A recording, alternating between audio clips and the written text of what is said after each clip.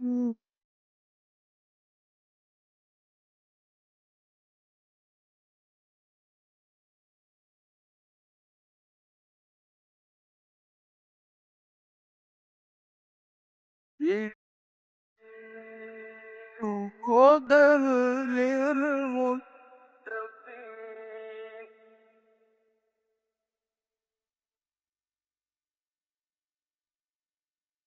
الحمد لله الحمد لله وكفى والصلاة والسلام على عباده الذين اصطفى أما بعد فأعوذ بالله من الشيطان الرجيم بسم الله الرحمن الرحيم يا أيها الذين آمنوا لا تأكلوا أموالكم بينكم بالباطل إلا أن تكون تجارة عن تراض منكم ولا تقتلوا أنفسكم إن الله كان بكم رحيما ومن يفعل ذلك عدوانا وظلما فسوف نصليه نارا وكان ذلك على الله يسيرا صدق الله العظيم. Now in these two ayat, two fundamentals of human society are being discussed. The solidarity and peace of human society depends upon two things: respect of each other's life and respect of each other's property. This mutual respect between human beings actually is the cornerstone of the social order. The society will be strong and there will be peace and tranquility in the society if all people have mutual respect among them for each other's life, for each other's property. Ya ayyuhalladhina amanu la ta'kulu amwalakum bainakum bil batil. These words appeared in Surah Al-Baqarah also, in the 23rd section. The last ayah is وَلَا تَأْكُلُوا أَمْوَالَكُمْ بَيْنَكُمْ بِالْبَاطِلِ وَتُدْلُوا بِهَا إِلَى الْحُكَّامِ لِتَأْكُلُوا فَرِيقًا مِنْ أَمْوَالِ النَّاسِ بِالْإِثْمِ وَأَنْتُمْ تَعْلَمُونَ. Now the first part is the same. لَا تَأْكُلُوا أَمْوَالَكُمْ بَيْنَكُمْ بِالْبَاطِلِ. Don't eat your properties among yourselves through false means, wrongfully. This is your property, this is my property. This is my money, this is your money. I am not entitled to get it from you. You are not entitled to get it from me. إِلَّا أَن تَكُونَ تِجَارَةً عَن تَرَاضٍ مِّنكُمْ. Except that it should be a trading between you with mutual consent. This trading, I have purchased this thing for $1. I am offering to sell it for $2, and he knows it. This is the price that I'm taking, that I went to the wholesale market, bought it, brought it to this outlet, retail outlet. So you are giving me $1, but you are giving it with your consent.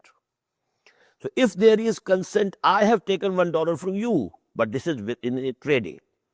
وَلَا تَأْكُلُوا أَمْوَالَكُمْ بَيْنَكُمْ بِالْبَاطِلِ. يَا أَيُّهَا الَّذِينَ آمَنُوا لَا تَأْكُلُوا أَمْوَالَكُمْ بَيْنَكُمْ بِالْبَاطِلِ إِلَّا أَن تَكُونَ تِجَارَةً عَن تَرَاضٍ مِّنكُمْ وَلَا تَقْتُلُوا أَنفُسَكُمْ. And don't kill yourselves. What does it mean? Nobody is going to kill himself. Suicide. Don't kill each other, because you belong to one social order. You are all human beings. This human being is also your brother. If you are killing your brother, it means you are killing yourself.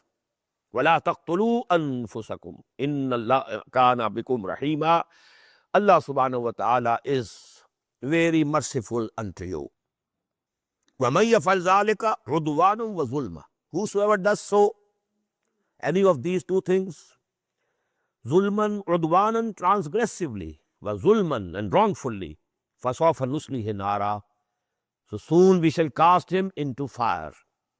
Wa kana dhalik ala Allah yasira. And this is very easy for Allah. Don't think it's very difficult for him. He will throw you into the fire. Don't think that Allah will hesitate from throwing you into the fire, because you have committed these big crimes. Now, as you must have been feeling yourself, that although these ayat which we are studying today, they are discussing the rules of conduct, then laws relating to different aspects of human life, but the language is not very dry legal language. No. After these, a few rules are given, few instructions, and then some ayat of wisdom, admonition, education, giving you deep insight into things. What is tawbah? Now, that was not something pertaining to any legal thing. That is the philosophy of being. That is the basics of the human morality. In the same way, you will find now a very basic question being discussed here about sins. That sins and contravention of the divine law is also of two types. Major sins, kabair, and smaller, minor sins, sagair. Now, there should be a balance. Neither it should happen that you are looking for and you are very cautious, very careful about the sagair, but some of the kabair you are committing. Well, that is absolutely wrong. So actually what should happen? First, what is more important should be looked after first. In tajtanibu kabaira ma tunhauna an. If you abstain and shun from those big crimes from which you are being prohibited. In tajtanibu, if you abstain from them, kabaira, the big sins, ma tunhauna anhu, from which you are being forbidden. Nukaffir ankum sayyiatikum. We shall acquit you of the smaller sins, the sagair. We shall pardon them. We shall condone them. وَنُدْخِلْكُمْ مُدْخَلًا كَرِيمًا, and we shall make you enter and admit you to the noble admittance, the place which is very noble and honorable. You will be admitted into the paradise. So this is the very basic thing, People, looking after very careful for minor things, but they're not taking any care of the major things. Whether somebody is doing this Rafa Yadain or not, he is not doing it. So he is not saying the salah properly, but he is doing business with interest. No harm. Let it be so. So these are the things, we have reversed this ratio proportion. We have to be very careful and very watchful for the kabair. And we should be lenient about the sagair, these small things, We should have broad chests for each other. And we should accept the differences regarding those things. But about the major things, in tajtanibu kabaira ma tunhauna an, nukaffir ankum sayyiatikum. These smaller sins, discrepancies, due to the human weaknesses, Allah subhanahu wa ta'ala will condone them. وَلَا تَتَمَنَّوْا مَا فَضَّلَ اللَّهُ بِهِ بَعْضَكُمْ عَلَى بَعْضٍ. Now, the philosophy of family life is being discussed here. But the first ayah is very important. وَلَا تَتَمَنَّوْا, don't desire. مَا فَضَّلَ اللَّهُ بِهِ بَعْضَكُمْ عَلَى بَعْضٍ. Don't desire, don't covet that thing with which Allah subhanahu wa ta'ala has excelled some of you over the others. Now, this is a very basic rule. Allah subhanahu wa ta'ala has given me something, has given you something else. He has given wealth to somebody, given wisdom to another one, given knowledge to another one. So these are the bounties of Allah, and Allah has given something to one and another thing to someone else. Now, if I'm jealous, why he has been given this? This is wrong. Don't desire, don't covet. Be contented with what Allah subhanahu wa ta'ala has given you. You should have, evaluate that Allah subhanahu wa ta'ala has given me this thing. Well, I should be contented with it. Now, this is the preamble for what? The relationship between men and women. Allah has made men stronger than women, given them tougher bodies. The size of their physique, average physique of males is greater than the average physique of females.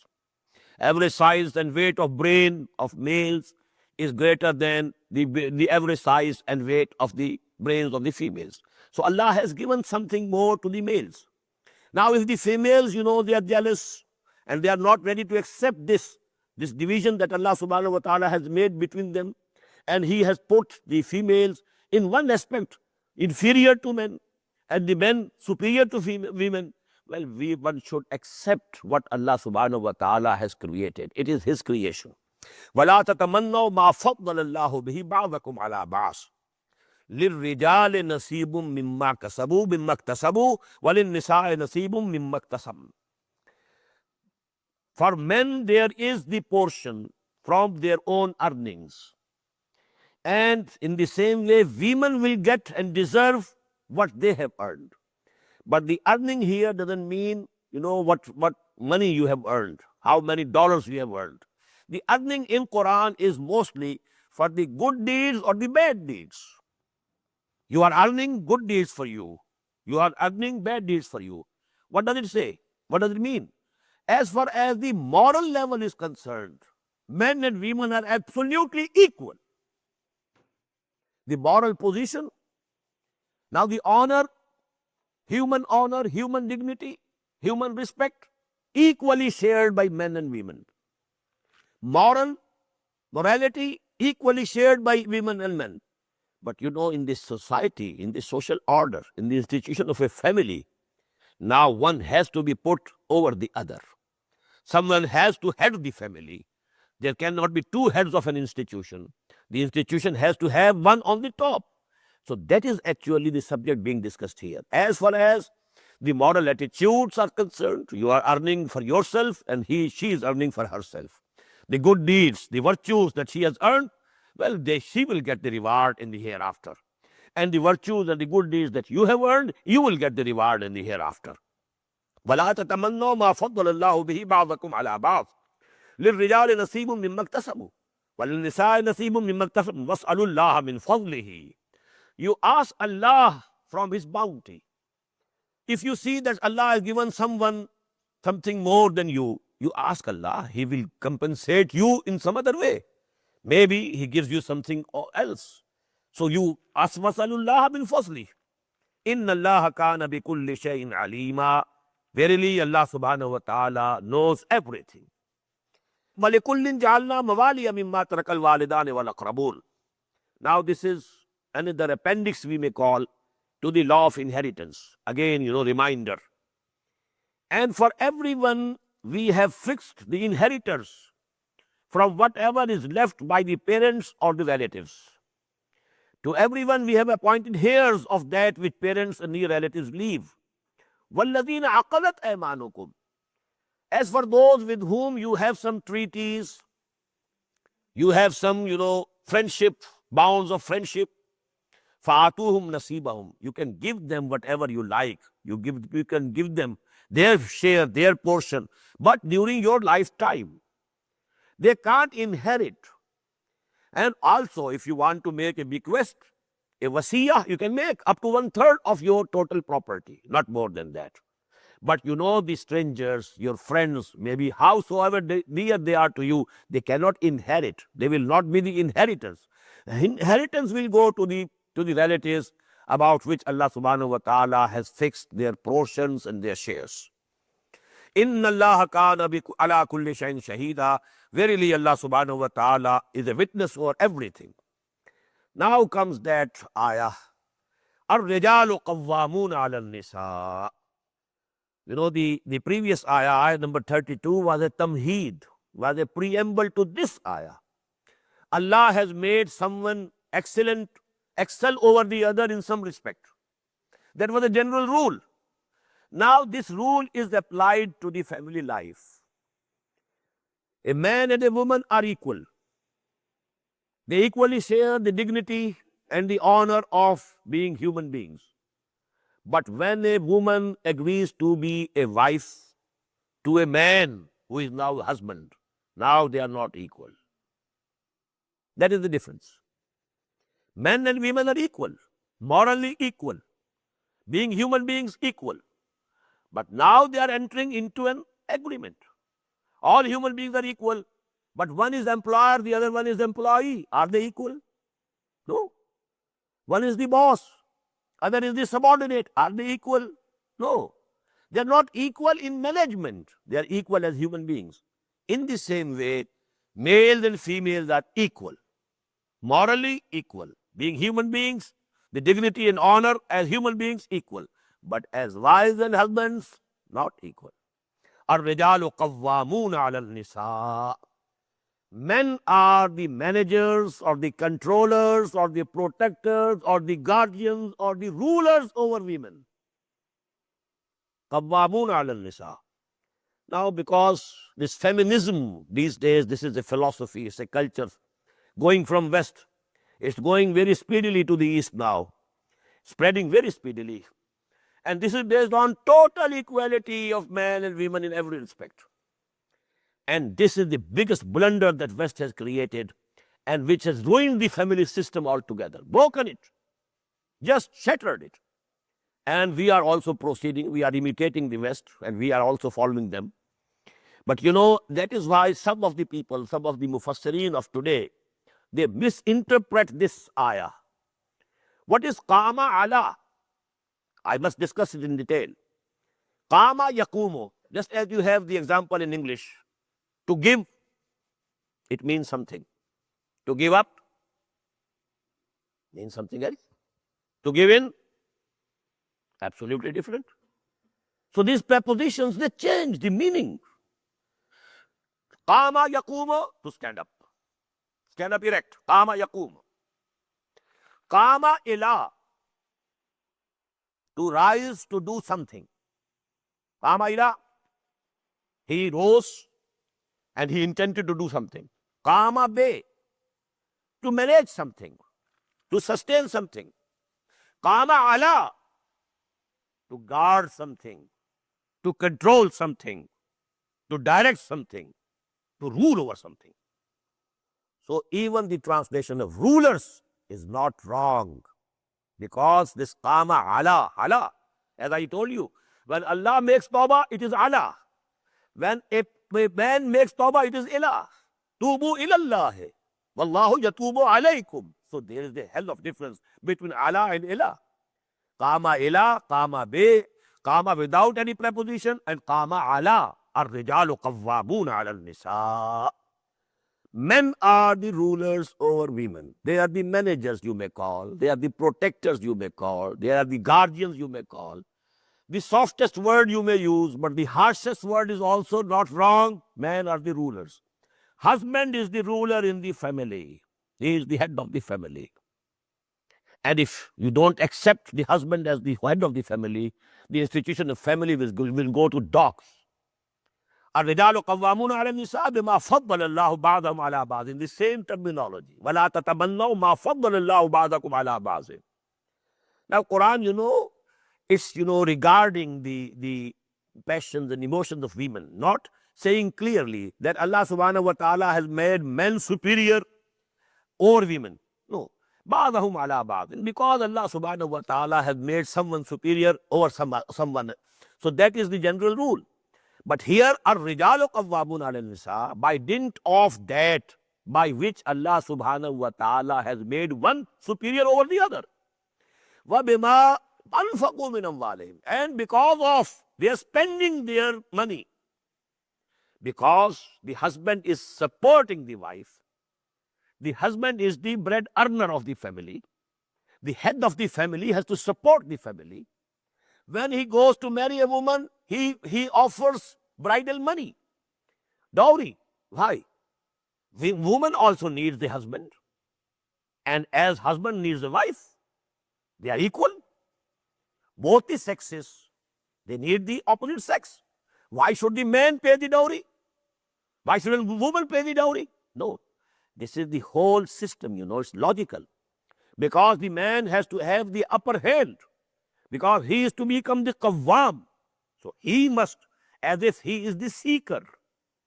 And actually, woman agrees to go into his nikah, into his hisn, as we have noted, hisn, muhsanat, going into the fortress of that husband, that man's nikah and marriage. So that is why, because they are spending, they give the door or the dowry or the bridal money, that they have to support. That is why now they are rijal, they are the qawwamun. الرجال قوامون على النساء بما فضل الله بعضهم على بعض. Now this is the basic philosophy of family life in Islam. Unless you accept the basic philosophy under the Western influence, now you can distort the meanings, take it this way or that way, but it won't help. We must accept Quran as it is, and it is logical, absolutely logical. فَالصَّالِحَاتُ. Now, what should be the attitude of a pious woman? So the righteous women are those. Now note, what are the qualities of a righteous wife in the eyes of Allah subhanahu wa ta'ala? فَالصَّالِحَاتُ قَانِتَاتٌ. They are obedient to their husbands. Qanitat, qunut, obedience. That is the first quality. What does it mean? You can argue with your husband. You can bring him to your point of view by arguing, by appealing, whatsoever it is. But if in the end the husband says, no, this is my opinion, you have to give in. You have to accept. The woman has to accept the decision of the husband. Except if he is going beyond the limits of the Sharia. La ta'ata li makhluqin fi ma'siyatil khaliq. This is the rule. No one among the makhluk, among the creatures, will be obeyed in anything in which there is some disobedience to Allah subhanahu wa ta'ala, the creator. He is the absolute. He deserves the absolute obedience, total obedience. But within the limits of the obedience of Allah, you have to obey. The women have to obey their husbands. The children have to obey their parents. The subordinates have to obey their bosses. The general public has to obey the rulers, and so on. There is obedience. There can be no social order without obedience. But there is a limit to the obedience in Islamic society. Within the limits of the Sharia, nobody can demand obedience, total obedience, irrespective of the limits of the Sharia. No. Then he becomes a god himself. It is shirk. It becomes associating someone equal and partner to Allah subhanahu wa ta'ala. Qanitatun hafizatun lil ghaib. And they are who guard in the absence or in the secret, the unseen. I will let you know what does it mean. There's the hadith of the Prophet sallallahu alaihi wasallam. Hafizatul lil ghaibi bima hafizallah, which Allah subhanahu wa ta'ala has guarded. There's the hadith of the Prophet sallallahu alaihi wasallam which says, which is the best wife? What are the qualities of best wife? And he said, the best wife is the one who pleases you when you see her, who obeys your orders. Number two, qanitatun. And who guards your property and her own honor in your absence from home. She is the custodian of your property, your mal, your belongings at home. You have gone out to work. Now she is the custodian. She has to guard your property. Number two, when she has agreed to be a wife to you, now her honor and chastity is also a trust with her. It is your property now. You have the right. The conjugal rights you have over her. So actually this is also a trust. She has to guard it. Hafizatul lil ghaibi. She has to guard her own honor because now that belongs to the husband. She has agreed to be a wife to that person. And the property that is in her custody in the absence of the man who is going out for work. فَالصَّالِحَاتُ قَانِتَاتٌ حَافِظَاتٌ لِلْغَيْبِ بِمَا حَفِظَ اللَّهُ وَاللَّاتِي تَخَافُونَ نُشُوزَهُنَّ. As for those about whom you fear insubordination, nushuz. She wants to go her own way, not obey. You may like it or dislike it. I have to do it. If that is the attitude, now what to do? وَاللَّاتِي تَخَافُونَ نُشُوزَهُنَّ فَعِزُوهُنَّ. Number one, admonish them. Try to persuade them to mend their ways. وَاجْرُوهُنَّ فِي الْمَضَاجِعِ. Number two, leave them alone in their beds. Don't have any relationship, any sexual relationship with them. Keep yourself away from their beds, or keep them away from your beds. And even if this is not sufficient, وَضْرِبُوهُنَّ. You can beat them also. Now these are the words of Allah. I can't say anything. Maybe it is not palatable for the Western people, Western society. But if you want to keep it discipline, the right of punishment should be there. Otherwise, there can be no discipline. There can be no order. The punishment should be there. This house, this family is the institution, basic unit of this society. Whatever will be in this basic unit, it will spread to the whole of this society. If there's anarchy, indiscipline, the whole society will become anarchist and without any discipline. Loose. If there's discipline in the family, then the whole society will be disciplined or organized. So these are the three words. فَعِزُوهُنَّ, admonish them. وَهْجُرُوهُنَّ فِي الْمَضَاجِعِ, number two, keep away from them, leave them alone in their beds. وَاضْرِبُوهُنَّ, and you can beat also. But the Prophet said, don't slap her, don't inflict anything on her body that leaves some, effect, permanent effect. These are the cautions that you have to do, to take and observe. وَاضْرِبُوهُنَّ فَإِنْ أَطَعْنَاكُمْ, but now if they mend their ways, and now if they are ready to obey you, فَلَا تَبْغُوا عَلَيْهِنَّ سَبِيلًا, now don't try to find lame excuses to punish them more and more. Only till such time that they have mended their attitude, you can give these three types of punishments. Inna Allah kana aliyan kabira. Verily Allah is exalted one and the greatest. Because He is the exalted one. If you are doing it wrongfully to your wives, Allah subhanahu wa ta'ala will take you to task. You are also answerable. As you have to keep the discipline in your family, Allah wants to keep the discipline in the whole of humanity. So you will be punished. You will be answerable to Allah subhanahu wa ta'ala. وَإِنْ خِفْتُمْ شِقَاقَ بَيْنِهِمَا. Now, if the relationship between the wife and the husband are strained, shiqaq, a breakup between them, a breach of relationship between them. In khiftum, if you are afraid of a break or breach in their relationship, فَبَعْثُوا حَكَمًا مِّنْ أَهْلِهِ. Appoint one arbiter from the family of the husband, أَهْلِهِ, وَحَكَمًا مِّنْ أَهْلِهَا, and one arbiter from the family or people of the wife. In yurida islaha, if both of them, they intend to mend the ways and effect a reconciliation, yuwaffiqullahu baynahuma, Allah Ta'ala will bring about a reconciliation between them. Inna Allah kana aliman khabira. Verily Allah subhanahu wa ta'ala is all-knowing and He is aware of everything. Now, behind this ayah, the background is that sometimes the relationship is strained. Wife also wants to keep this relationship. The husband also wants. But something has sprung up, Now she is not also ready to bend, and he is also not ready to bend. In such a case, although both don't want to separate, none of them wants the divorce. But to keep your nose upwards, so you feel ashamed. Why should I admit my fault?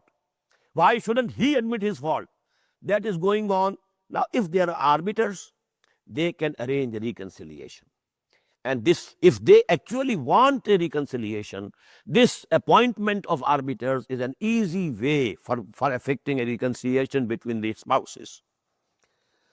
Now, there is a very profound ayah, the basics of Islam, the faith, the deen. وَاعْبُدُوا اللَّهَ وَلَا تُشْرِكُوا بِهِ شَيْئًا. Number one, worship and obey Allah and Allah alone. And don't associate anybody with Him. Anything with Him. If you accept anybody else as absolute, as having the right of absolute obedience, mutar mutlaq, you have made him equal to Allah subhanahu wa ta'ala. If you love anyone, anything, as you love Allah, you have made him equal to Allah. So all these forms of shirk, I have a detailed lecture in English also, 2 hours, over the kinds and different forms of shirk. وَاعْبُدُوا اللَّهَ وَلَا تُشْرِكُوا بِهِ شَيْئًا. Number one, be a bondsman to Allah and don't associate anything with Him. Don't take anything equal with Him. وَبِالْوَالِدَيْنِ إِحْسَانًا. Be gentle and kind to your parents. وَبِذِي الْقُرْبَى. And in the same way, be gentle and kind to your relatives, close in relationship. وَالْيَتَامَى, and to the orphans. وَالْمَسَاكِينَ, and the needy, the destitutes, the poor people. وَالْجَارِ ذِي الْقُرْبَى, and the neighbor who is also a relative. Two things have come together. He's a relative also and a neighbor also, next door neighbor. Well, Jaril Junubi. Then the neighbor who is not a relative, alien, who is not from your family, but he is the neighbor. So he has rights over you. Wasa'ib bil jam. And anybody who is at your side, you are traveling in a train, somebody is sitting along with you. He becomes a temporary neighbor. He has the rights over you. In a bus, riding a bus, or anywhere else. Whosoever is sitting by your side becomes a temporary neighbor. So the three types of neighbors. A neighbor, permanent neighbor, and he is a relative also. First of all, his rights. Then a neighbor who is a permanent neighbor who lives by your side, but he is alien. Then number three, a temporary neighbor, was sahib bil jump. Wabli sabil. And in the same way, the travelers, the wayfarers, wama malakat amanukum. And in the same way, be gentle and kind to your slaves and slave girls. Don't treat them harshly. The Prophet had said, if you have given some task to them, you help them so that they should feel that only I am not required to do this hard task. My master is also partaking in it. So actually then their emotions, they will be soothed. And eat, whatever you eat, you feed them also.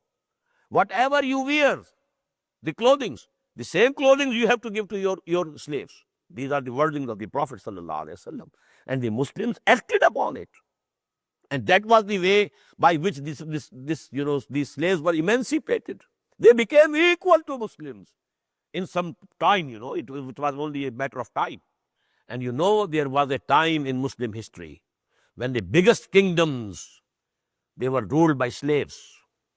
The Mamalik in Egypt, the Khandan-e-Ghulama in India, they were the Mamluks, they were the slaves, but they rose to that position. Many of our Aimma, the biggest alims, Muhaddiseen, Fuqaha, they are from the slaves. And even the princes used to serve them. The sons of Harun al-Rashid used to quarrel with each other, Mamun and Amin, that I will set the shoes of my teacher right. And the others would say, no, this is my right, I will set the shoes right. And the teacher was a slave. So that is the emancipation. Inna Allah la yuhibbu man kana mukhtalan fakhura. Verily Allah Ta'ala doesn't like those people who are arrogant and boastful. Mukhtal, arrogant. Fakhur, boastful. Alladhina yabkhaluna wa ya'muruna an-nasa bil bukhl. Whosoever is arrogant, he must be a bakhil also. He must be niggardly. He must be miserly. Because he is boastful. Why is boastful? He has money, he has wealth. And he must keep the money with him, because it is the source of pride that he has. So this is a logical relationship. Mukhtar al-Fakhur is necessarily niggardly and miserly. Allazina yabkhaluna wa ya'muruna an-nasa bil bukhl. Who act miserly themselves, and they advise others also to be miserly and niggardly. Why are you spending? Keep the money with you. This will be a source of respect and honor in this society. Why are you giving it over to the poor or in charity? Keep it with you. الذين يبخلون ويأمرون الناس بالبخل ويكتمون ما آتاهم الله من فضله. And they want to conceal and hide what Allah subhanahu wa ta'ala has given them out of His bounty. They want to wear very shabby clothes. Why?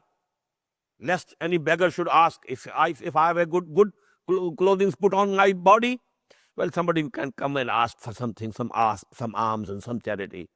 And if he sees he is also clothed in rags, how can I go and ask for something from him? So they conceal the bounty of Allah subhanahu wa ta'ala. And you will find these Jews, very shabby looking, and they are not dressed well, and they are millionaires. If you go to their shops and their businesses, you find that they are millionaires. So these things are, this is not poetry. This is actually what happened in human society. الذين يبخلون ويأمرون الناس بالبخل ويكتمون ما آتاهم الله من فضله وأعتدنا للكافرين عذابا مهينا. And for such thankless people. Here, kafirin should not be translated as unbelievers. There's no question of unbelievers over here. It's all the issues are discussed about Muslims. Whosoever is thankless, because kufr means to conceal something. To conceal the truth of religion is kufr. To conceal the shukr of Allah subhanahu wa ta'ala is against kufr. لَإِن شَكَرْتُمْ لَأَزِيدَنَّكُمْ وَلَإِن كَفَرْتُمْ إِنَّ عَذَابِي لَشَدِيدٌ. So kufr against Islam also and kufr against shirk also. الَّذِينَ يَبْخَلُونَ وَيَأْمُرُونَ النَّاسَ بِالْبُخْلِ وَيَكْتُمُونَ مَا آتَاهُمُ اللَّهُ مِنْ فَضْلِهِ وَأَعْتَدْنَا لِلْكَافِرِينَ عَذَابًا مُهِينًا. And for such thankless people, we have prepared a chastisement, a punishment which is very humiliating. Muhin, ihanat ames.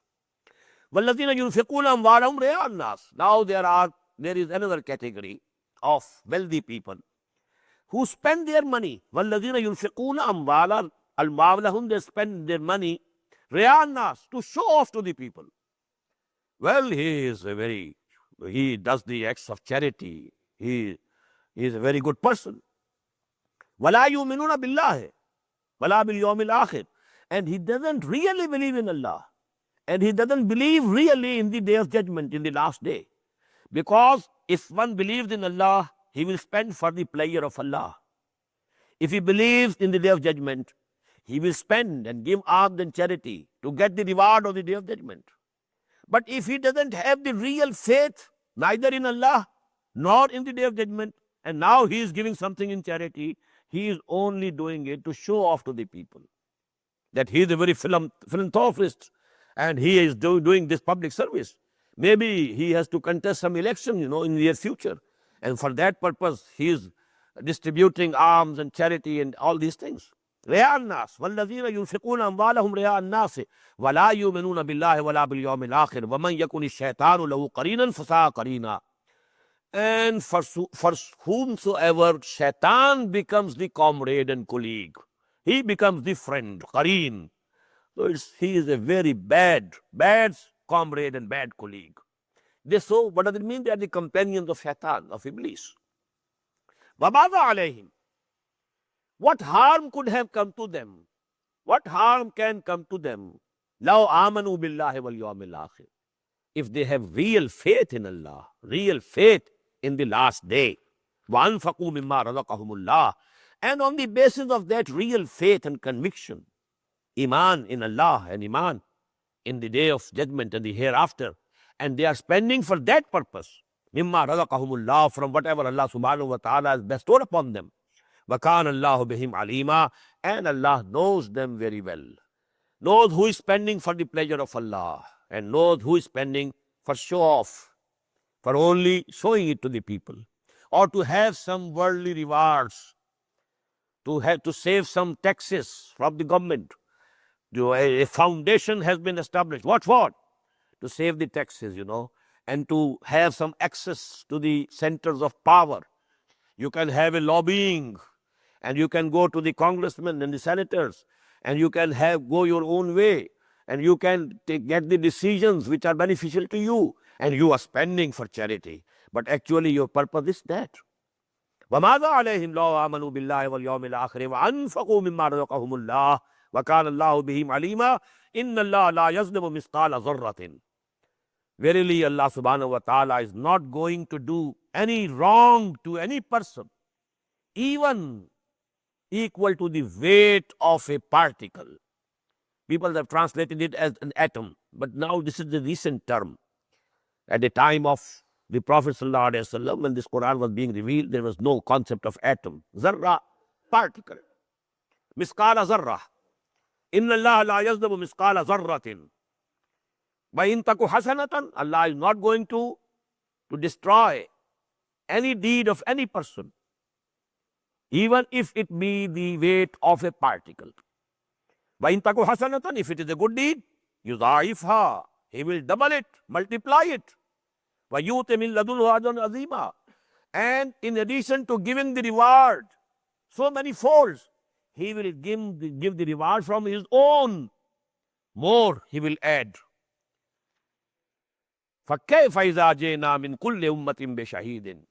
This is one of the most profound ayat of the Quran. And here you must relate it with the ayat of Surah Al-Baqarah. This shahadat al-nas. وَكَذَلِكَ جَعَلْنَاكُمْ أُمَّةً وَسَطًا لِتَكُونُوا شُهَدَاءَ عَلَى النَّاسِ وَيَكُونَ الرَّسُولُ عَلَيْكُمْ شَهِيدًا. And in that way we have made you the middle ummah or the best ummah, so that you become witnesses over the whole of humanity. And our Rasul, our messenger, becomes a witness over you, against you. He will testify on the day of judgment, "Oh Allah, your words which came to me, I conveyed them to these people. They can't plead ignorance. I conveyed your message." This is the testimony that every Rasul will do. He will testify. Every messenger of Allah, when you know that ummah of that Rasul will be brought to the book for accountability. First of all, as a court witness, as a prosecution witness, the messenger who was sent to that ummah, he will stand up and testify, "Oh Allah, I had preached and I had conveyed your message to these people. They can't plead ignorance. Now they are accountable for whatever they did." So this is the place and this is the position of the messengers of Allah. Now what will happen on that day? This is very important. فَكَيْفَ إِذَا جِئْنَا مِنْ كُلِّ أُمَّةٍ بِشَهِيدٍ. What will be the condition? What will happen? When we shall raise from every ummah a witness. From every ummah. Moses will stand up, a witness against Bani Israel. I gave you the book that Allah gave to me. I practiced it myself. Showed you the example. لَقَدْ كَانَ لَكُمْ فِي رَسُولِ اللَّهِ أُسْوَةٌ حَسَنَةٌ. Now you are responsible for what you did. And Jesus will stand up and he will say, "I conveyed the message of Allah." In the same way, what will happen? "O Muhammad sallallahu alayhi wasallam, we shall bring you forth to testify against these people. فَكَيْفَ إِذَا جِئْنَا مِنْ كُلِّ أُمَّةٍ بِشَهِيدٍ وَجِئْنَا بِكَ عَلَى هَؤُلَاءِ شَهِيدًا." This haula is pointing towards whom? The people, the nation of Muhammad sallallahu alayhi wasallam, the Bani Ismail, the people of Arabia, to whom he preached and conveyed the message personally. He himself conveyed the message. جِئْنَا بِكَ عَلَى هَؤُلَاءِ شَهِيدًا. And who were those haulai? They were the relatives. They are the kinsmen. They were from his own tribe. They were his own people. That is why the Prophet once wept over this ayah. A very important tradition. Once the Prophet ﷺ asked Hazrat Abdullah ibn Mas'ud radiyallahu ta'ala anhu, "Recite to me some Quran, some part of Quran. I want to listen it from you." He said, "Should I recite Quran unto you? It was revealed to you." And the Prophet said, "Yes. It gives me an extra pleasure to listen it from somebody else." Now, complying with the directive of the Prophet ﷺ, Abdullah ibn Mas'ud says, "I started reciting Surah An-Nisa from the very beginning." Now just imagine, Sahaba are sitting, the Rasul is there, sallallahu alayhi wasallam, and bowing his head down, Abdullah ibn Mas'ud is reciting the ayat from the beginning of Surah An-Nisa, from where we started today. When he reached this ayah, فَكَيْفَ إِذَا جِئْنَا مِنْ كُلِّ أُمَّةٍ بِشَهِيدٍ وَجِئْنَا بِكَ عَلَى هَؤُلَاءِ شَهِيدًا. The Prophet said, "Hasbuk, hasbuk. Stop here, stop here. Let it be the end." And now when Abdullah ibn Mas'ud raised his head and saw, tears were flowing down the eyes of the Prophet sallallahu alaihi wasallam. "I will have to testify against my own kith and kin. They will be thrown in the fire of hell before my eyes. My own uncles." Was not Abu Lahab the uncle of Muhammad sallallahu alaihi wasallam? The people of my own tribe. I will have to testify against them. فَكَيْفَ إِذَا جِئْنَا مِنْ كُلِّ أُمَّةٍ بِشَهِيدٍ وَجِئْنَا بِكَ عَلَى هَؤُلَاءِ شَهِيدًا يَوْمَئِذٍ يَوَدُّ الَّذِينَ كَفَرُوا وَعَصَبُوا الرَّسُولَ. On that day, people who have disbelieved and who have disobeyed the Messenger of Allah, they would very much wish, لَوْ تُسَوَّى بِهِمُ الْأَرْضِ. would be that earth is leveled with them. They are buried down into the earth. Law tusawwa bihumul ard wala yaktumun Allah hadisa, and they will not be able to conceal anything, to hide anything from Allah subhanahu wa ta'ala, any word. Ya ayyuhalladhina amanu la taqrabu salata wa antum sukara. Another instruction. Oh, you who believe, don't go near prayer. And according to some mufassirin, prayer places also. This is mosque, the place for prayers. Don't go near these mosques. In what condition? It is coming later. And don't go near the prayer itself. Vantum sukara. When you are intoxicated. Now, this is the second commandment regarding the use of liquor. The first was in Surah Al-Baqarah. Yasalun ranil khamr wal maisir. Qul fihima ismun kabirun wa manafi'u lin-nas wa ismuhuma akbaru min naf'ihima. There is some benefit also in this liquor, but you know the sin is greater. The evil in it is greater than the benefit that it has. Now, that was the only instruction given. No final injunction that it is haram.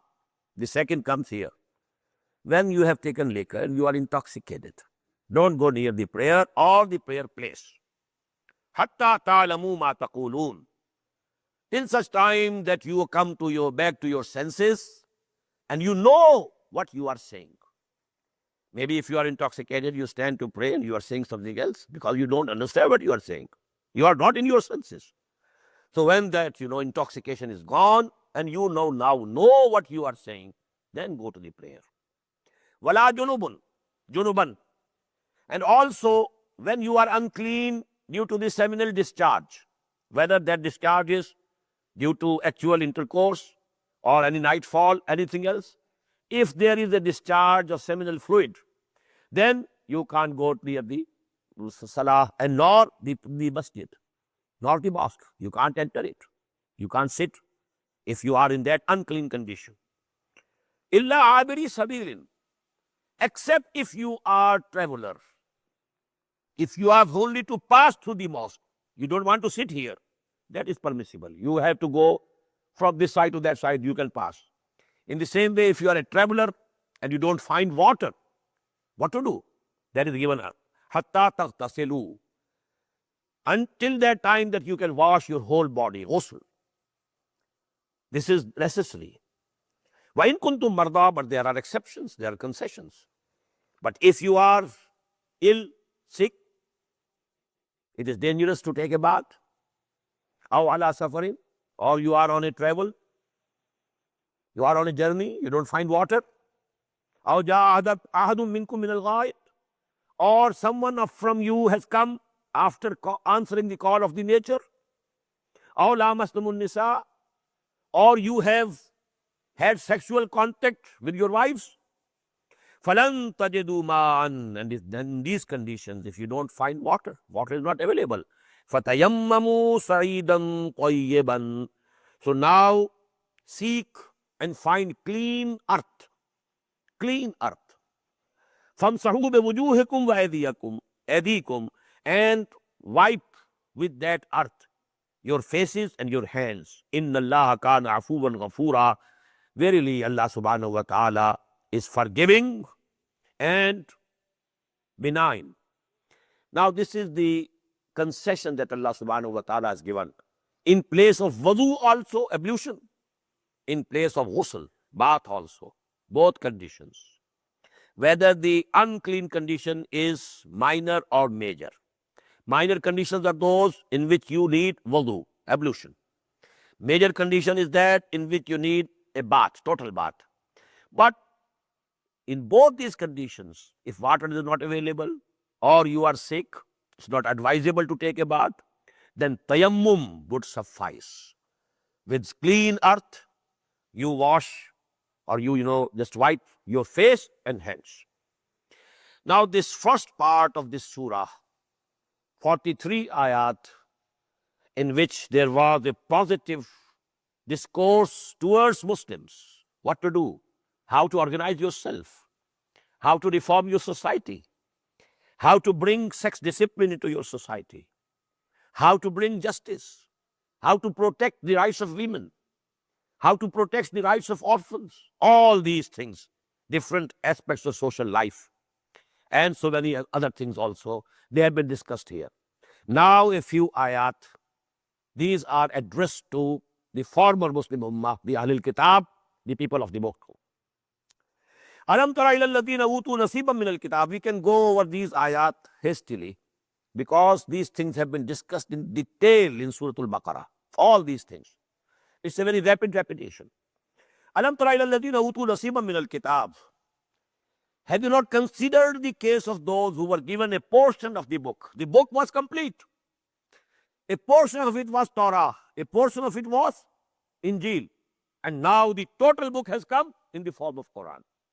So actually the book, a part of it was given to them. Alam tara ila alladhina utu nasiban min al-kitabi yashtaruna ad-dalalata. They are purchasing falsehood. وَيُرِيدُونَ أَن تَضِلُّوا السَّبِيلَ. They are themselves purchasing falsehood for them. And they want that you should also go away and astray from the right path. हम तो डूबे हैं सनम, तुमको भी ले डूबेंगे. If we are condemned, you should also be condemned. If we are doomed, let yourself be doomed also. وَاللَّهُ أَعْلَمُ بِأَعْدَائِكُمْ. And O Muslims, Allah very well knows your enemies. They are your enemies. They want to take you astray from the path of Allah subhanahu wa ta'ala. They are bent upon misleading you. وَكَفَى بِاللَّهِ وَلِيًّا وَكَفَى بِاللَّهِ نَصِيرًا. But Allah subhanahu wa ta'ala is sufficient as a protector, He is sufficient as a helper. Don't fear them. They will be doing their maximum. They will do their utmost to harm you, but they will not be able to harm you because Allah is your protector. مِنَ الَّذِينَ هَادُوا يُحَرِّفُونَ الْكَلِمَ عَن مَوَاضِعِهِ. From among these people who have become Jews are those who pervert words out of their context. وَيَقُولُونَ سَمِعْنَا وَعَصَيْنَا. And they say, we have listened and we have disobeyed. Actually, they imitated as if they are saying سَمِعْنَا وَأَطَعْنَا. But they used to say سَمِعْنَا وَعَصَيْنَا. Oh Muhammad, we have listened and we just reject it. وَاسْمَعْ غَيْرَ مُسْمَعٍ. And listen. And you may not be made to listen. غَيْرَ مُسْمَعٍ. وَرَاعِنَا لَيِّنًا بِأَلْسِنَتِهِمْ. And they call la'ina, but they twist their tongues, Ra'ina. Ra'ina means, oh, our herdsman. And Ra'ina means, look to us. Give us concessions. Yeah, as if we say, pardon me. Please say it again. So this is the, word, social word. But they used to twist the tongue and say Ra'ina. وَطَعْنًا فِي الدِّينِ. And slandering in religion. وَلَوْ أَنَّهُمْ قَالُوا سَمِعْنَا وَأَطَعْنَا. Had they said, سَمِعْنَا وَأَطَعْنَا, we have listened and we obey, we accept. وَاسْمَعْ. And had they said, listen please. Listen, O Muhammad sallallahu alayhi wa sallam. Please listen to me also. وَانْظُرْنَا. And look to us, O Muhammad sallallahu alayhi wa sallam. Regard us also. كَانَ خَيْرًا لَهُمْ. This would have been much better for them. وَلَكِنْ لَعْنَهُمُ اللَّهُ بِكُفْرِهِمْ. But Allah subhanahu wa ta'ala has cursed them due to their unbelief because they have denied the prophethood of Muhammad sallallahu alayhi wa sallam. Now they are the accursed ones. They have been cursed. وَلَا يُؤْمِنُونَ إِلَّا قَلِيلًا. And they are not going to believe except only a very few among them. يَا أَيُّهَا الَّذِينَ أُوتُوا الْكِتَابَ.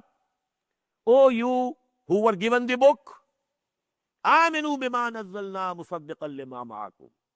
Have faith, believe in what we have sent down, and which is confirming that which is with you, Torah.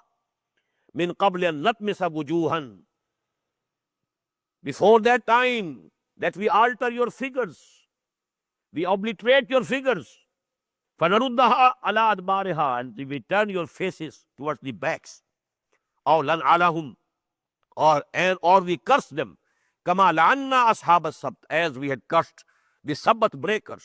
The whole story has come in Surah Al-Baqarah also, in brief, and it will come in Surah Al-Araf in detail. A tribe of Jews who broke the Sabbath law and they were made into pigs and monkeys. Their figures were changed. That was the punishment that came to them. لَنْعَنَهُمْ كَمَا لَعَنَّا أَصْحَابَ السَّبْتِ وَكَانَ أَمْرُ اللَّهِ مَفْعُولًا.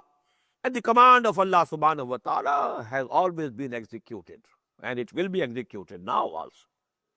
إِنَّ اللَّهَ لَا يَغْفِرُ أَن يُشْرَكَ بِهِ.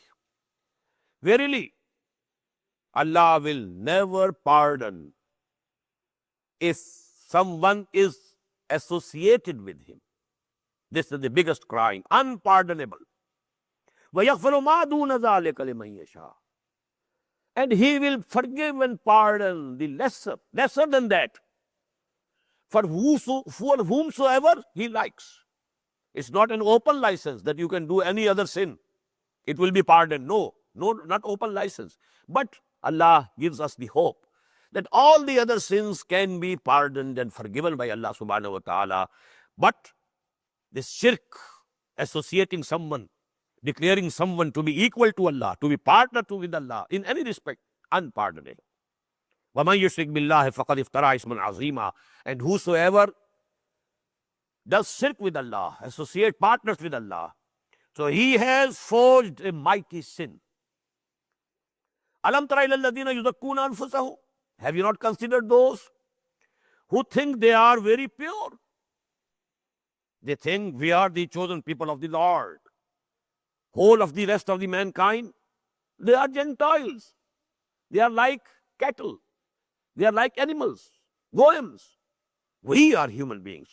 أَلَمْ تَرَ إِلَى الَّذِينَ يُزَكُّونَ أَنفُسَهُمْ بَلِ اللَّهُ يَزَكِّي مَن يَشَاءُ وَلَا يُظْلَمُونَ فَتِيلًا. It is Allah who purifies whomsoever He likes. That is why we should pray to Allah. Allahumma zakki nafsi فَإِنَّكَ خَيْرُ مَنْ زَكَّاهَا. Oh Allah, purify my soul. You are the best who can purify the souls of people. Allahu yuzakki man yasha. Man yasha can go both ways. Whomsoever Allah likes to purify, and whomsoever Himself likes to be purified. Man yasha. Whosoever likes to be purified, Allah subhanahu wa ta'ala will purify his soul. He will have to do something, some labor he will have to undertake. But Allah subhanahu wa ta'ala promises He will yuzakki. وَلَا يُظْلَمُونَ فَتِيلًا. And they will not be wronged. No injustice will be done to them. Even equal to what is fatil. There are two views. The husk round the date stone, or there is a small thread in the cleft of the date stone. Very small thing. La yuzlamuna fatila. Allah is not going to do any injustice to any person, even equal to that husk round the date stone, or equal to that small thread which is in the long cleft of the date stone. Unzur kayfa yaftaruna ala Allahi al-kadhib. Look, O Nabi sallallahu alayhi wa sallam, how they are forging lies against Allah. This is forging lies against Allah. When they said, Lan tamassana naru illa ayyama ma'duda, fire cannot touch us except only a few days, numbered days. This is a forgery against Allah. Allah has never said so. Unzur kayfa yaftaruna ala Allahi al-kadhib wa kafa billahi isman mubina. And kafa bihi isman mubina. This is sufficient to be a very clear sin. If you are forging something and saying something, attributing it to Allah when Allah has not said so, this is the biggest sin. Alam tara ila alladhina utu nasiban min al-kitabi yu'minuna bil-jibti wat-taghut. Have you not considered those who were given a portion of the book and they believe in sorcery and they believe in taghut? What is taghut? Taghut is from tagha. Whosoever is in rebellion against Allah. Everybody has to bow before Allah, has to obey Allah, has to worship Allah. Anybody, any institution which is doing against it, contravening, is taghut. It can be the state, the non-Islamic state, un-Islamic state, in which there is the sovereignty of the people. Why the sovereignty is rests with Allah alone. Sarwari Zeba फ़कत उस ज़ात बेहमता को है, हुक्मरान है एक वही, बाकी मुतादे आज़री. Sovereignty belongs to Him. Now, if we declare I am sovereign or we are sovereign, we are taghut. So they are believing in taghut. They are making friendship with taghut. They are making friendship with sorcerers. يُؤْمِنُونَ بِالْجِبْتِ وَالطَّاغُوتِ وَيَقُولُونَ لِلَّذِينَ كَفَرُوا. And they are saying about those who have rejected the deen of Allah from among the mushrikeen. The Jews used to say, these mushriks from Makkah, they are better guided than these Muslims. That was, the arrogance. They are better. The idol worshippers, they are better. كَفَرُوا هَؤُلَاءِ أَهْدَى مِنَ الَّذِينَ آمَنُوا سَبِيلًا. They are more guided on the right path than these people who believe in Muhammad and Quran. أُولَٰئِكَ الَّذِينَ لَعَنَهُمُ اللَّهُ. These are the people whom Allah subhanahu wa ta'ala has cursed.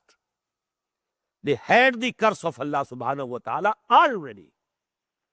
وَمَنْ يَنْعَلِ اللَّهُ فَلَنْ تَجِدَ لَهُ نَصِيرًا.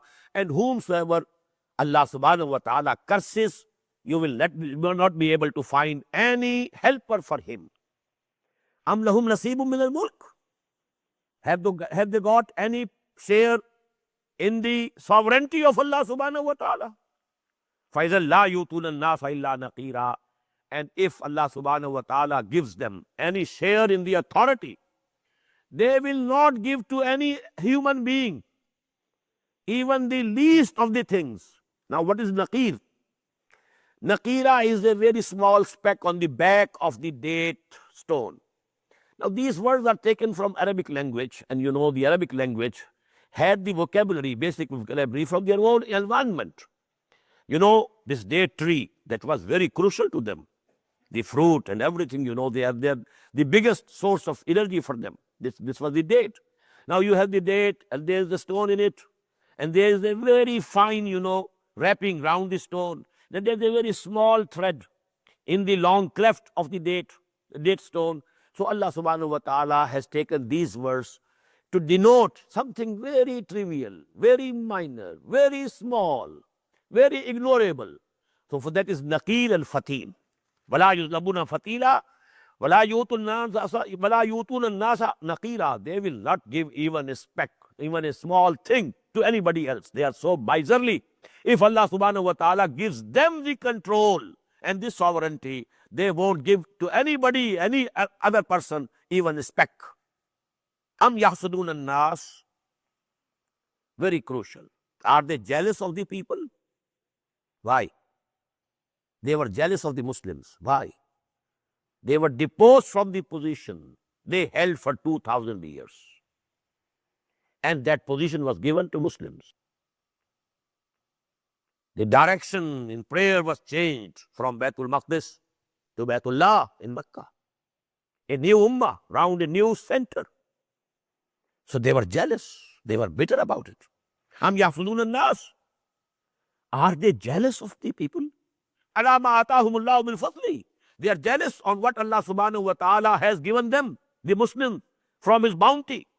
فَقَدْ آتَيْنَا آلَ إِبْرَاهِيمَ الْكِتَابَ وَالْحِكْمَةَ وَآتَيْنَاهُمْ مُلْكًا عَظِيمًا. We have given the progeny of Ibrahim the book, the wisdom, and very big kingdom. Now this is very noteworthy. Ala Ibrahim includes the progeny of Ismail and the progeny of Ishaq and Yaqub. Both are Ala Ibrahim. Ismail, the grandfather of the Quraysh, the pagan Arabs. Ismail, he was son of Ibrahim, alayhi salatu wasalam. And these Jews, these Bani Israel, they were the sons of Yaqub, who was the grandson of Ibrahim through Ishaq, alayhi salatu wasalam. So this is the progeny. Allah subhanahu wa ta'ala gave one branch of the progeny of Ibrahim, the book, the Hikmah, for 2,000 years. Now He has given again to the progeny of Ibrahim. Ismail was also the son of Ibrahim. فَلَقَدْ آتَيْنَا آلَ إِبْرَاهِيمَ الْكِتَابَ وَالْحِكْمَةَ وَآتَيْنَاهُمْ مُلْكًا عَظِيمًا.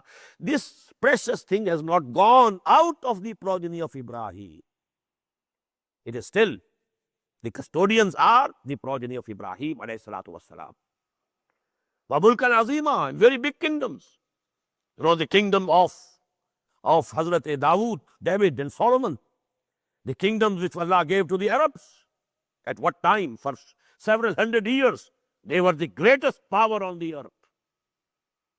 Starting from Khilafat Rashida and ending with the end of the dynasty of Banu Abbas. The Arabs, they were dominant over the whole we will say the greater part of the world, whole of north of Africa, the biggest chunk of Asia, and all these things were under them. فَمِنْهُمْ مَنْ آمَنَ بِهِ وَمِنْهُمْ مَنْ صَدَّ عَنْهُ. From among them there are people who have come to believe in it, although they were very few. Abdullah ibn Salam, radiallahu ta'ala an, he was a Jew, very knowledgeable Jew. He believed in Muhammad sallallahu alayhi wa sallam. وَمِنْهُمْ مَنْ آمَنَ بِهِ. There are a few from among them who have come to believe. وَمِنْهُمْ مَنْ صَدَّ عَنْهُ. And there are others who have held themselves back from it. Sadda yasuddo, to hold yourself back, or to hold someone else also from accepting something. It goes both ways. وَكَفَى بِجَهَنَّمَ سَعِيرًا. And for them, the Jahannam, this fire of hell, will be sufficient to burn them. إِنَّ الَّذِينَ كَفَرُوا بِآيَاتِنَا. Verily those who deny our ayat, refuse to accept them, سَوْفَ نُصْلِيهِمْ نَارًا. Very soon we shall cast them into the fire. كُلَّمَا نَضِجَتْ جُلُودُهُمْ. Whenever their skins will be burnt off, بَدَّلْنَاهُمْ جُلُودًا غَيْرَهَا. We shall give them new skins, لِيَذُوقُوا, so that they continue to have the taste of burning. Now, this is a very big scientific fact given over here. The sense, the only is in the skin. To the perception of hotness, bitterness, all these things, not throughout the body. The skin has the buds, the taste buds, in our mouth, and there are the sense endings, sensory perception here. So if the skin is gone, now if you are cutting the other tissues, the person is not feeling any pain. So if the skin has gone, this burning of fire will not be painful to them now. So Allah subhanahu wa ta'ala will give them new skins, so that this sense of burning, this goes on and on and on and continuous. كُلَّمَا نَضِجَتْ جُلُودُهُمْ بَدَّلْنَاهُمْ جُلُودًا غَيْرَهَا لِيَذُوقُوا الْعَذَابَ. So that they continue to taste this punishment. إِنَّ اللَّهَ كَانَ عَزِيزًا حَكِيمًا. Verily Allah subhanahu wa ta'ala is all powerful, all authority, and all wise, total wisdom. وَالَّذِينَ آمَنُوا وَعَمِلُوا الصَّالِحَاتِ. In the contrast, because the people of the fire were mentioned, now the believers, what will be their lot? وَالَّذِينَ آمَنُوا وَعَمِلُوا الصَّالِحَاتِ. And those who believe, who have the real faith. And the proof of their real faith is عَمِلُوا الصَّالِحَاتِ. They do good deeds. If there is real faith, real iman, real conviction, your character will be transformed. Your whole attitude in life will tell that this person believes in Allah. This person really believes in Muhammad. This person really believes in Quran. He really believes in the hereafter and resurrection. He really believes in the fire of hell and in the paradise. So actually your attitude, your actions, your deeds, they show whether you really believe or not. وَالَّذِينَ آمَنُوا وَعَمِلُوا الصَّالِحَاتِ سَنُدْخِلُهُمْ جَنَّاتٍ تَجْرِي مِنْ تَحْتِهَا الْأَنْهَارُ. Very soon we shall make them enter the gardens underneath which rivers will be flowing. خَالِدِينَ فِيهَا أَبَدًا. They will abide there forever, forever. لَهُمْ فِيهَا أَزْوَاجٌ مُطَهَّرَةٌ. For them there will be pure and clean wives. وَنُدْخِلُهُمْ ظِلًّا ظَلِيلًا. And we shall make them enter into very thick shades, very cool and very thick shades. بارك الله لي ولكم في القرآن العظيم ونفعني وإياكم بالآيات والذكر الحكيم.